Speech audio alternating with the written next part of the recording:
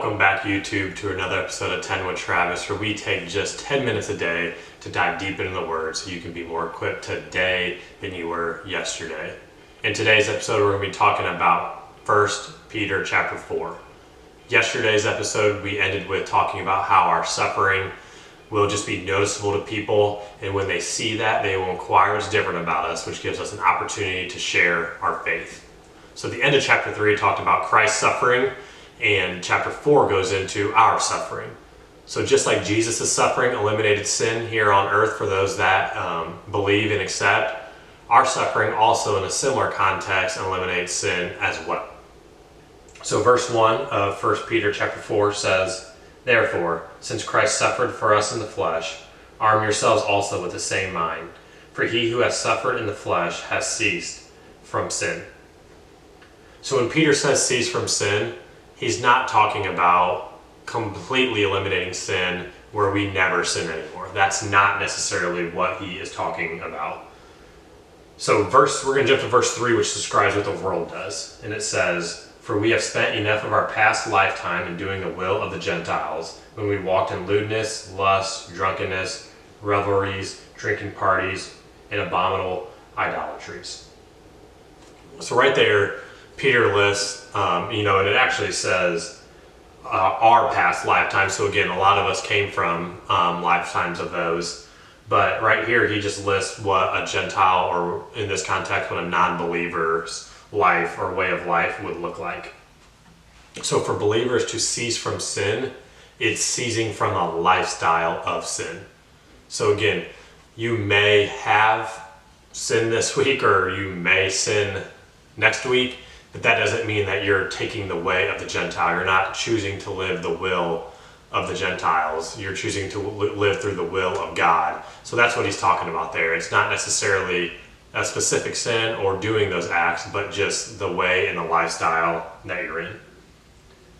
So now verse 4 gives us the reaction to different lifestyles between the will of God and the will of the Gentiles. So it says, "In regard to these, they think it strange that you do not run with them in the same flood of dissipation, speaking evil of you."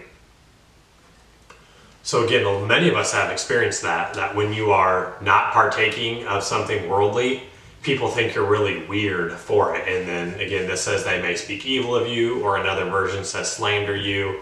Again, these are just good verses to know that as those things happen, we're already prepared for them, because we know that 1 Peter chapter 4 verse 4 says that this will happen if we turn from the world.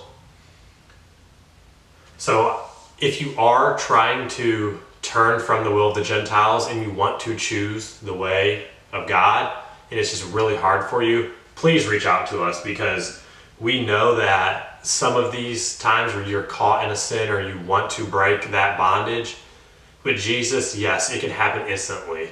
But oftentimes too, it happens with a progression that as we continue to learn more about him, we're able to feel that grace and that love, and that over time breaks some of these chains that we're having. So if you're struggling with that and you need more resources on how to break some of this bondage so you can go from living from the will of the Gentiles and some of the sins that were described in that verse onto the path towards God, please reach out, because we would love to help you. So the next two sections of chapter 4 discuss serving for God's glory and then suffering for God's glory. Verse 8 says, "And above all things have fervent love for one another, for love will cover a multitude of sins." So the best way to serve someone, Peter is basically giving us the key right now, is to love and to have a fervent love. And when that happens, he says that it covers a multitude of sins, which is something we're going to kind of break down right now. So our love for others doesn't take away our sin, or it doesn't take away their sin, right? Only Jesus is the person, the act, what he did is what takes away the sin in our lives. So rather, the love for one another is giving us an enabling to forgive others for their sins, to let go of past hurts, or to build someone up when they may not deserve it. So one of the main attributes of a sin-free life is love. And Jesus explained this in Matthew 22:40, and he summed up the law in 2 commandments. He said, love the Lord your God and love your neighbor as yourself. So almost all sin can be in one of those two categories. So if you have love for God, or let's say you have love for your brothers or sisters, how could you, let's say, murder? Or how could you steal from them? Or how could you lie to them?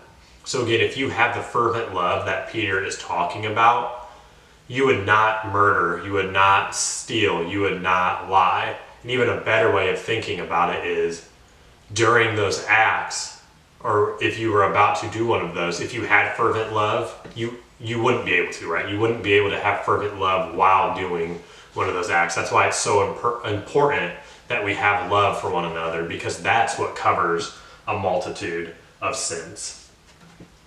So our challenge today is to identify an area of weakness for you. So that may be a short fuse that leads to anger. It could be pride in the sense of you never can admit you're wrong, or you don't ever see that you're wrong. And what I want you to do is find that area of weakness. So let's say it's anger towards a spouse, and then figure out how, if you add fervent love into that equation, how that will cover that sin. So again, it could be any sin that you think about, anything that you may be struggling with. And it's not like, oh, I'm trapped in this sin, but sometimes it's these little small ones where, like I said, you have a short fuse, you get angry, and that can do a lot of damage. So find that weakness, see how you can put love in there, and see how that love will cover that sin. So that does it for today. If this has blessed you and you'd like to give financially to the network, please see the ways below. Next episode, we will build off of this, talking more about serving for God's glory as well as suffering for God's glory. But it was a very important pause here, because if we want to fully serve for God's glory, or appropriately suffer for God's glory, we have to have fervent love. And that is why that's why Peter started with that. So again, the challenge today is to find that area so you can move past it and you can start to go and move towards serving and suffering appropriately for God's glory.